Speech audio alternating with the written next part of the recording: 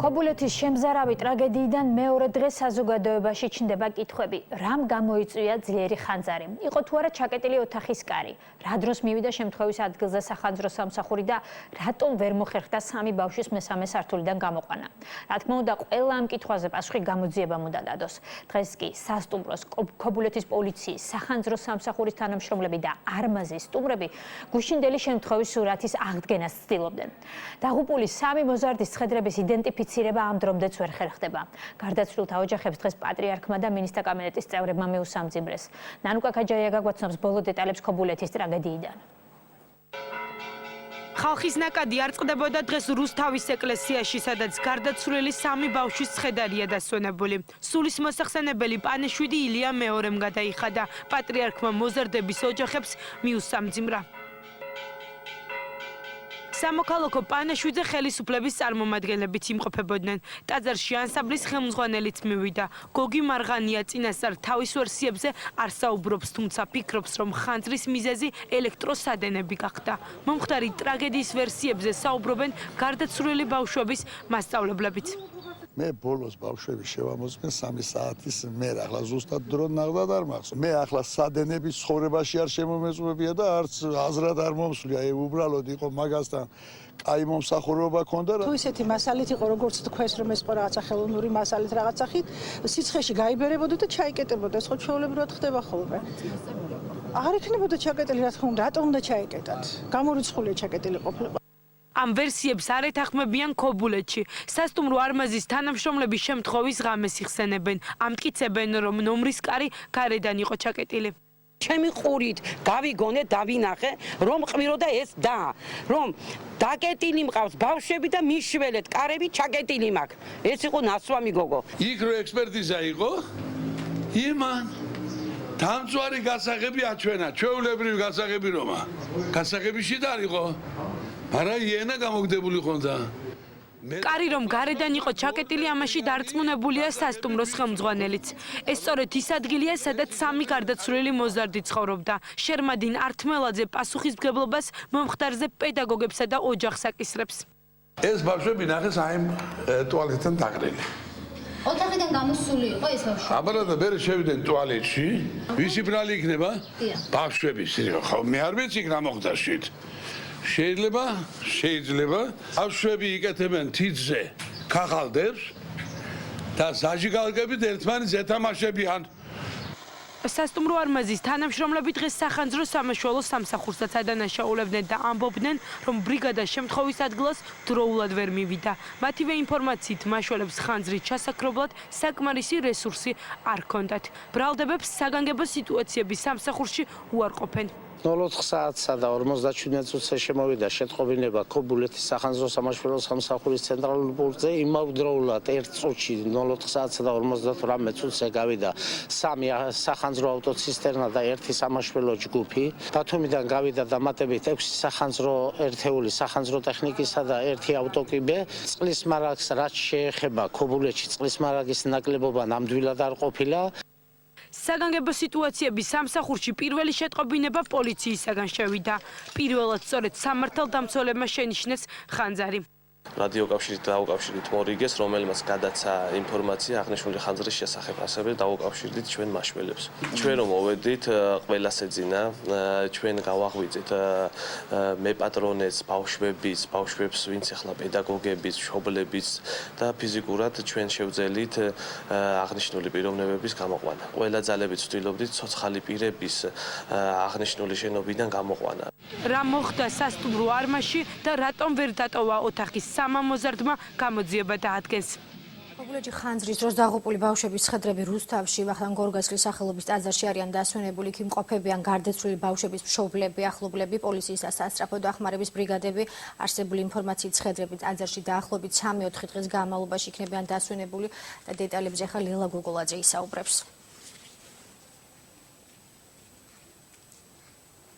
ქობულეთში ტრაგიკული შემთხვევის შედეგად დაღუპული 3 ბავშვის ცხედარი გუშინ ღამე რუსთავის გორგასლის სახელობის ეკლესიაში ექსპერტიზის ბიუროდან გადმოიყვანეს, სადაც ჩვენი ინფორმაციით მათ აუღეს დნმ-ის სინჯები, ასევე მათ ახლობლებს, რათა მოხდეს ბავშვების ცხედრების იდენტიფიცირება.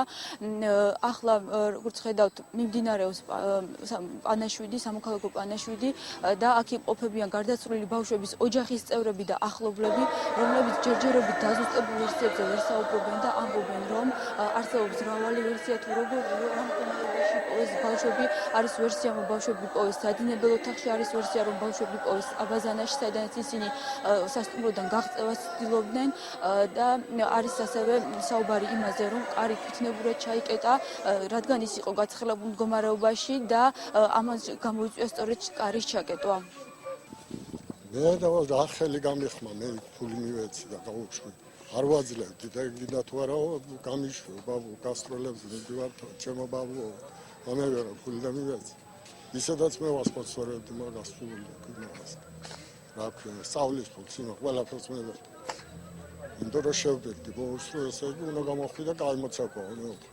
სკოლაშიც კარგად სწავლობდა და ცეკვითაც კარგად სწავლობდა. სუშამომცინებდა თვალებს. მე გავზარდა ხელით, აი ბამბაში იყო რომ მე იყონეს ამხელა იყო და გავზარდა თავხელავით. წაიყვანეს და დამიწვას, იქა დამიფუტროს. რო პატრონი ყოლებოდა, მაგი ვარიანტი არ არსებობდა რა მეაყარა. მაგრამ არა, იკაცი იძახდა გუში რო ისო ბავშვები არიან იქაო და გავარდიო, წევედიო, ერთ შემეიკრა თავში ხელი მე შევამპრია კარებიო და რას ხედა, აღარაფერი აღარ არის. როგორც ოჯახის წევრები ამბობენ, განმეორებით ექსპერტიზაზე ჯერჯერობით საუბარი არ არის და რუსთავის ექსპერტიზის ბიუროს პასუხს ისინი უახლოეს მომავალში ელოდებიან. რაც შეეხება ქორეოგრაფს და ტრაგედიის დროს ქობულეთში მყოფ მშობლებს, გარდაცვლილი ბავშვების ოჯახის წევრები ამბობენ, რომ ისინი ამ დრომდე არ გამოჩენილან და ისინი ქორეოგრაფს გოგი მარღანიას გარკვეულწილად ყურადღებობაში ადანაშაულობენ, თუმცა როგორც გითხარით, დაზუსტებულ ვერსიებზე ჯერჯერობით ვერ საუბრობენ.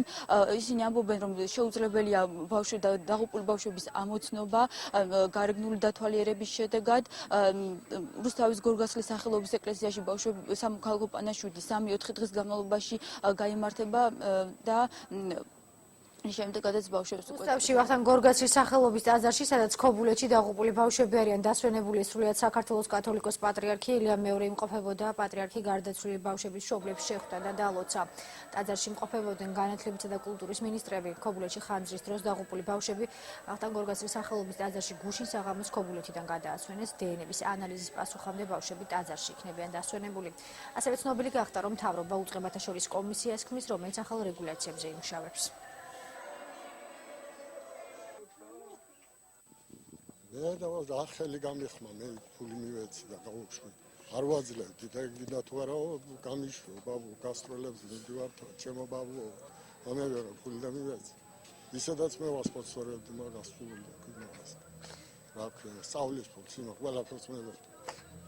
იმიტომ რომ შევდები, ბოლოსში ესე უნდა გამოხვი და გამოცაკო. სკოლაშიც კარგად სწავლობდა და ცეკვითაც კარგად სწავლობდა. სუშამომცინებდა თვალებს. მე გავზარდა ხელით, აი ბამბაში იყო რომ მე იყონეს ამხელა იყო და გავზარდა თავხელავით. წაიყვანეს და დამიწვას, იქა დამიფუტროს. რო პატრონი ყოლებოდა, მაგი ვარიანტი არ არსებობდა რა მეაყარა. მაგრამ არა, იკაცი იძახდა გუში რო ისო ბავშვები არიან იქაო და გავარდიო, წევედიო, ერთ შემეიკრა თავში ხელი მე შევამპრია კარებიო და რას ხედა, აღარაფერი აღარ არის.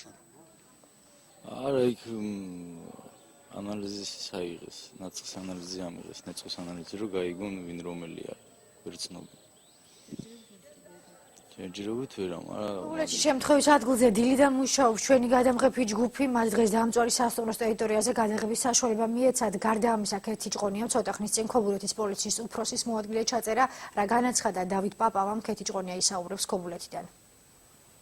აღმაშენებლის 358-ში ცოტა ხნის წინ ქობულეთის რაიონული პოლიციის უფროსის მოადგილე იმყოფებოდა, რომელიც მომხდარს პირადად შეესწრო დავით პაპავას განცხადებით, მან პატრულირებისას დაახლოებით 4:45 შენიშნა კვამლი, რის შემდეგაც გამოიძახა შესაბამისი სამსახურები. პაპავას ინფორმაციით სახანძრო სამაშველო სამსახურები ადგილზე დროულად იყვნენ მობილიზებული, ხოლო რაც შეეხება ვერსიებს, თუ რა შეეძლო გამოეწვია ხანძარი, პაპავას ინფორმაციით ამ საკითხზე გამოძიება მუშაობს, ხოლო იყო თუ არა კარი ჩაკეტილი, სადაც სამი მცირეწლოვანი ბავშვი იმყოფებოდა.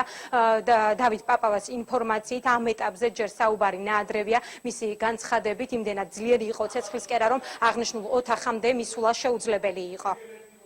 ჩვენ როცა შევედით, რა თქმა უნდა ვიყურეთ, ხანძარი არის თქო, ამ დროს რამოდენიმე ადამიანი იქვე გამოჩნდა, კი უთხარით რომ ხანძარია თქო, იქ ახლა მართლა და კითხვების დასმის დრო აღარ იყო, უცებ ყველა დაიწყო სირბილი და ყვირილი რომ ხანძარია.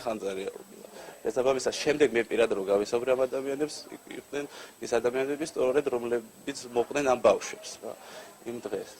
შესაბამისად, შემდეგ ამოდროულად ჩვენი პოლიციის თანამშრომლებიც მოვიდნენ და ერთობლივად შემდეგ ეტაპობრივად მოხდა ამ ბავშვებით გამოყვანა. იქ თავიდან პანიკური სიტუაცია როცა იყო, ზოგი ეძებდა ტანსაცმელს, ჩვენ მითათება მივეცით რომ არანაირი ტანსაცმელი თავარია სიცოცხლე გადავარჩინოთ.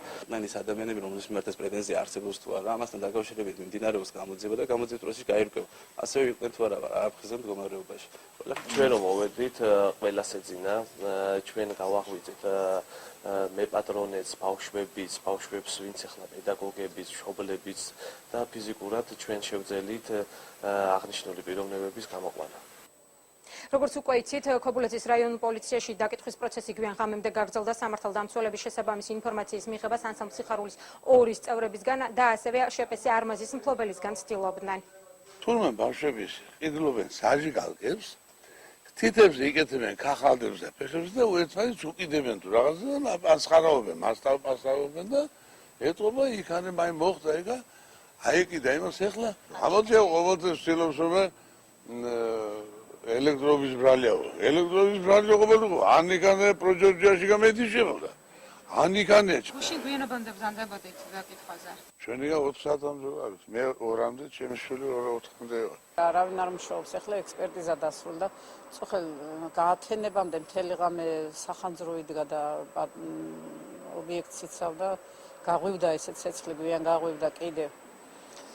ხოდა უფრო ჩემ მხარეს გაღვივდა და საშიშროება იყო კიდევ გადმოსხლის ისე მანამდეც გადმოვიდა ახლა როგორც ხედავთ იქ შეხედავთ დამწვარი არის ფანჯრები შიგნით ფარდები ეს არასოდეს არ მომხდარა შვილო აქ ამდენი წელი 23 წელი მუშაობთ 23 წლის შიგნით მადლობის გარდა არავინ არ გასულა პირველი იყო ხასანმა რომ გახსნა ეს საერთოდ ოჯახია მთელი ოჯახის წევრები და მუშაობთ შრომაში გადაღლილი პატარა ბავშვებზე მისრამდი ერთად მაგრამ რომ ეხლა ბევრი ინფორმაცია ზოგი რას ამბობს მომხდართან დაკავშირებით ცეცხლის სამართლის საქმე 197 მუხლის მე-4 ნაწილით